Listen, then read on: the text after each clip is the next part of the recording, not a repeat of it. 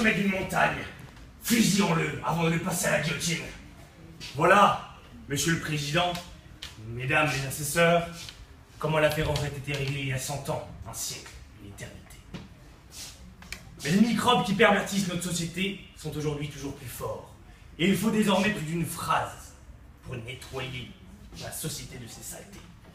Laissez-moi vous présenter l'affaire qui préoccupe la société française, tous les Français, et les branle jusqu'à la faire rentrer dans les annales. Issu d'une famille noble, Jean Aymar n'a plus rien. Il fait partie de cette noblesse désargentée de l'après-révolution qui vit dans la nostalgie la plus complète. Il fait partie des glands de ce monde, aurait dit son voisin blanchisseur chinois. Il semble perdu dans ses rêves, ce qui n'aide pas à jouir de la réalité. À défaut de monter, comme les grands d'un autre temps, de pénétrer en étalon la forêt noire taillée par les nobles mains de sa famille, Jean Aymar tient une abri automatique. En effet, la réalité est brune, car la pensée de notre homme est ailleurs. Marqué à de l'eau de Javel, leur Éden se décolore très vite. Et un divorce finit de déposséder Jean Aymar de sa laverie, de sa progéniture. Dans la tempête qu'ils écument, Aude, sa femme, s'en va sa marier à d'autres bites, celle du voisin blanchisseur chinois. Elle vise petit, elle vise juste. Les rêves à la Gatsby de son mari ne lui allaient plus. C'est abandonné, perdu sans rien, que de frotter décide de changer de vie. Ce dernier décide de jouir à tout prix de la liberté. Mais de quelle liberté? Sinon cette liberté qui réveille les pulsions qui se mettent en lui. Sans doute. Il visite tous les clubs, fait frétiller toutes les lèvres qui souffrent à lui et l'accueille en lui murmurant « gentleman charmeur ». Et il tape, c'est sa façon d'aimer ou de s'aimer. Monsieur vit dans un rêve. Qu'est-ce qu'un charmeur sinon quelqu'un qui met en place de façon méticuleuse une stratégie pour retirer la chair à lui? Peut-être un reste de son enfance, scout, coupe, écureuil, à la recherche de glands. Mais notre homme ne s'arrête pas là. Il se comporte en véritable ivrogne. Il boit tout son saoul pour oublier l'horrible fardeau qui brise ses épaules et le penche vers la terre, aurait plaidé Baudelaire. Mais non, je ne crois pas. Il boit et part à cheval sur le vin vers un ciel féerique et divin pour continuer avec Bobo. C'est alors que dans un état d'ébriété les plus avancé, notre homme tombe nez à nez avec Lucifer. Rendez-vous compte, la stupeur. L'incarnation de la beauté le fait entrer en rut, en transe sexuelle. Jean Aymar fantasme à la vue de la collerette blanche, trop vierge. Et cette robe noire, trop noire, la volonté de la blanchir excite ses sens. Il a le diable au corps et veut continuer de pénétrer les abîmes de Lucifer. Ô Marie, lourde conséquence pour un homme qui avait son casier judiciaire vierge jusque-là. Mais là encore, peut-être est-ce ces pulsions animales qui le poussent à souiller à son tour son casier judiciaire. Il se jette alors sur la bonne sœur et la touche. Il ne se contrôle pas, il ne se contrôle plus, et il hurle à l'animal animal. Et comme un Tokubetsu Kogekikai japonais, nippon, il manie son joystick pour aller planter sa fusée en douceur. Heureusement pour la société, la religieuse a porté plainte. Et je ne crois pas que la religieuse mente. Laissez-moi vous le démontrer. C'est pour réprimer une tentative d'agression sexuelle que je la lève devant vos yeux, pour que chacun en ce tribunal la comprenne. Les trois éléments, légal, matériel et moral, qui constituent la tentative sont ici rassemblés.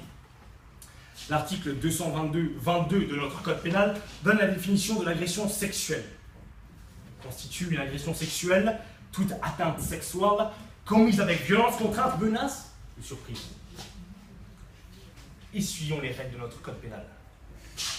Elles nous permettent de trouver l'élément légal constitutif d'une tentative d'agression sexuelle. Le code pénal réprime l'agression sexuelle, autre que le viol, à l'article 222-27 du code. Les articles suivants viennent préciser quelles sont les éventuelles circonstances aggravantes, à savoir s'il y a blessure, lésion, si la victime présente une vulnérabilité particulière, si le coupable est en état d'ébriété, que sais-je encore. L'élément légal est donc bien présent. Bien sûr, la défense va-t-elle s'égosier arguant qu'il n'est pas ici question d'agression sexuelle, mais bien de tentative d'agression sexuelle. Mot compte double, bravo. Mais rien n'y ferait, puisque l'article 124-4 du Code pénal vient préciser qu'est auteur de l'infraction celui qui commet ou tente de commettre un crime ou un délit. L'élément matériel. Tout d'abord, la tentative. L'article 121-5 du Code pénal explique qu'elle est constituée lorsque, manifestée par un commencement d'exécution, elle n'a été interrompue qu'à la suite d'événements, de circonstances indépendantes de la volonté de son auteur. C'est bien ici le cas. La fuite de Lucifer empêche bien Jean Aimard d'engager ou prolonger la besogne. Cette fuite est bien évidemment indépendante de la volonté de De Frotté, qui aurait bien évidemment préféré une fuite en avant. Ensuite, le commencement d'exécution est présent. Il y a ici attouchement.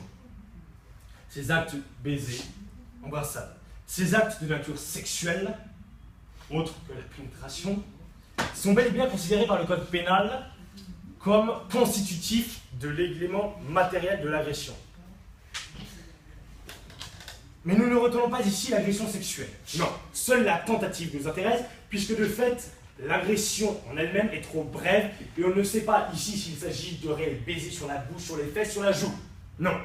Enfin, l'absence du consentement de la part de la victime est visible ici. D'abord, du fait de l'état de la victime, puisque vous le savez, Lucifer n'est rien d'autre qu'une bonne sœur, une religieuse, ayant donc fait un vœu de chasteté qui, à mon avis, ne la pousse pas à faire le trottoir. Également parce que la fuite de celle-ci, lors de l'embrassade un peu bousculée, ne peut pas être interprétée comme une parade nuptiale, une parade préliminaire, lorsqu'elle s'accompagne de l'appel à l'aide d'une patrouille de police. Il y a donc ici violence, il y a donc ici surprise. Enfin, l'élément moral. Pour que celui-ci soit constitué, il faut une intention coupable. Et oui, Monsieur le Président, Mesdames les assesseurs, Jean Aimard est conscient de ce qu'il fait lorsqu'il le fait. Il a conscience de commettre un acte immonde, obscène et immoral. Certes, il joue au dépité le lendemain, mais il a voulu faire ce qu'il a fait. L'intention était bien sienne, les pulsions de la veille étaient bien siennes. Alors quoi? Vous allez me dire que monsieur était sous l'emprise de l'alcool, inconscient, 2,2 grammes dans le sang, n'est-ce pas? Faut pas déconner. C'est le taux minimal d'alcool qu'il faut avoir dans le sang en Russie. Et si la défense persiste, et si la défense décide, faute d'arguments, de replacer sur la table l'alcoolémie de son client, elle en subira les conséquences. Pourquoi? Simplement parce que l'ébriété, je le répète, est une circonstance aggravante. Et puis, notre homme, lors de l'interrogatoire, hésite avant de délivrer son péché. Mais ce n'est que parce qu'il est microéconomiste, savant, et que la théorie des jeux et celle du dilemme du prisonnier est la sienne. Connaissant la stratégie de la bonne sœur, sa fonction de meilleure réponse est bien de se dénoncer. Ceci paraît logique. Il est donc bénéfique pour lui d'avouer l'infraction, son crime, sa tentative.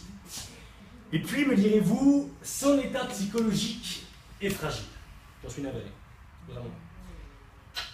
Mais est-ce réellement la chose à relever? Je vous le demande.